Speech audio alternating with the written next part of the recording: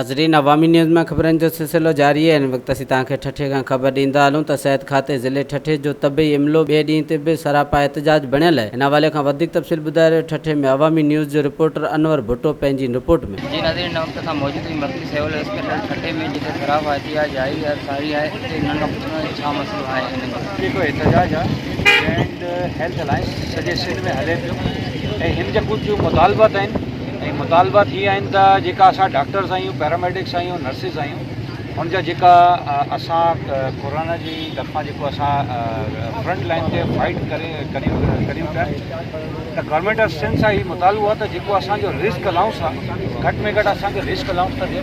जीअं त अॼु असांजो हिते गॾु थियण जो मक़सदु ई 3 ॾींहंनि खां स्ट्राइक करियूं पिया 2 कलाक जी। हीअ असांजो हिकिड़ो हेल्थ अलायंस कयो आहे, जंहिंमें डॉक्टर्स, पैरामेडिकल स्टाफ सभु गॾियल आहिनि। हेल्थ जा जेके बि असांजे डिपार्टमेंट जी ऑर्गेनाइज़ेशन गॾियल आहिनि। असां पुरज़ोर मुतालबा स्ट्राइक हिन जे लाइ कई आहे कि असांखे मेन शयूं आहिनि जेके रिस्क अलाउंस जेको असांखे न ॾिनो हुयो।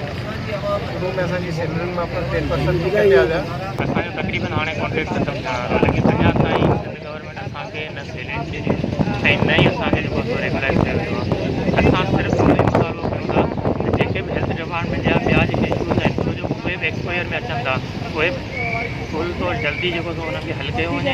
वधीक ख़बरनि ऐं तफ़सील जे लाइ विज़िट कयो असांजी वेबसाइट awamiNewsHD.com ऐं ॾिसंदा रहो अवामी न्यूज़ HD।